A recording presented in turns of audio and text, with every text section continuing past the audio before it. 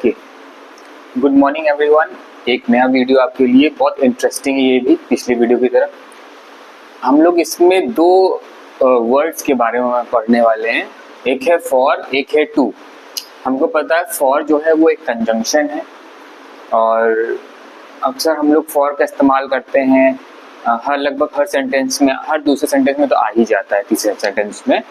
और फॉर मतलब उसके लिए है ना, I am here for him, मैं उसके लिए हूँ, या आई एम वर्किंग फॉर मनी, जैसे सेंटेंस हम लोग फ्रेम कर चुके हैं पहले, उसमें भी ये फॉर बोला गया था, मतलब वजह है उसकी। एक और वर्ड है टू, जो कि एक है प्रेपोजिशन। टू टू जो है वो हमारे लिए एक प्रेपोजिशन है, ऐसा मैंने बताया। और दूसरा ये इनफाइनाइट वर्ब्स का भी एक हिस्सा है। तो ये दोनों का इस्तेमाल बहुत ही अच्छा, इसका इस्तेमाल कैसे आप कर सकते हैं, ये दोनों का इस्तेमाल आप साथ में कर लेंगे अगर, तो शायद आपको कभी कभी ऐसा लगे कि ये क्या डिफरेंस हो रहा है इनके बीच, तो आपको समझने में मुश्किल हो सकती है। तो मैं इस वीडियो को आपके लिए बना रहा हूँ ताकि आप इस वीडियो से ये समझ जाएं कि फॉर और टू का अलग अलग इस्तेमाल कैसा होना चाहिए, और इनकी पूरी डिटेल, इनकी पीछे जो पूरी इनकी जो ग्रामर है वो आपको आज मैं बताने वाला हूँ। तो for, we are working for the money, है ना। अब एक और sentence, we are working to earn money. तो दो सेंटेंस मैंने फ्रेम किया सामने। We are working for money, हम लोग पैसों के लिए काम कर रहे हैं। We are working to earn money, हम लोग पैसा कमाने के लिए काम कर रहे हैं। तो लगाना ही आपको इक्वल सेंटेंस। तो फॉर और टू का अब हम एक्सप्लेनेशन बताते हैं आपको। हम अब यहाँ पर देखिए, फॉर का इस्तेमाल कब करना है, जब नाउन जैसा कोई वर्ड का एक्सप्लेनेशन चल रहा हो। If the explanation is a noun, अगर नाउन का कोई एक्सप्लेनेशन चल रहा है वहां पर आपको फॉर लगाना है, टू नहीं लगाना है, वो ग्रामेटिकली स्टेक हो जाएगी आपकी। कैसे, देखिए एक सेंटेंस फ्रेम हुआ है यहाँ पर, learning a language for communication.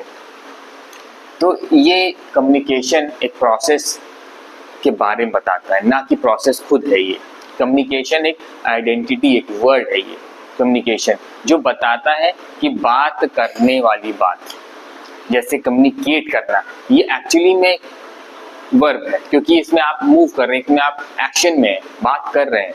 But communication आप बता रहे हैं कि कम्युनिकेशन होना है, बात होनी है किसी के बीच, तो वो एक नाउन है। तो किसके लिए हम भाषा सीख रहे हैं, कम्युनिकेशन के लिए, तो नाउन के आगे फॉर लगेगा। Exactly same process, but learning a language to communicate में टू का इस्तेमाल तब होगा जब कोई एक्सप्लेनेशन में वर्ब होगा, जब कोई एक्सप्लेनेशन में वर्ब होगा। यही सिंपल लॉजिक है। अब learning a language to communicate, हमने बताया अभी आपको कि मैंने बताया कि कम्युनिकेट एक प्रोसेस है, एक वर्किंग, एक एक्शन है आपका, जिसमें आप बात कर रहे होते हैं, तो कम्युनिकेट, है ना। तो यहाँ पर आ जाएगा learning a language to communicate, because the word communicate is a verb and if the explanation is about verb then we have to use to, तब हमको टू का इस्तेमाल करना होगा। तो मुझे लगता है ये दोनों चीज आपके सामने क्लियर है, और बहुत सारे सेंटेंसेस हैं आपके सामने आएंगे, अगर हैं आपके पास इस समय सामने, आप उनको सेंटेंस सामने रखिए और फिर यही सब लॉजिक, यही दोनों लॉजिक लगा के इसको देखिए, आपको पता लग जाएगा कि ये कहना क्या चाहता है।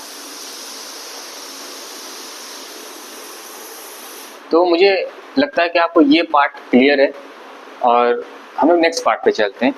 फॉर के बारे में क्या कहा जा रहा है, to talk about a purpose और a reason for something. For का इस्तेमाल हम तभी करते हैं जब कोई पर्पस हो या कोई कारण बता रहे हो, तो हम लोग फॉर का इस्तेमाल करते हैं।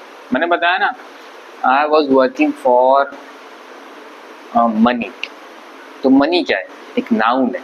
नाउन का इस्तेमाल जब होगा तो वहाँ फॉर लगाया जाएगा ना, बताया। तो वही, अब I am working to earn money, तो अर्न कमाना होता है, अर्न कमाना होता है ना।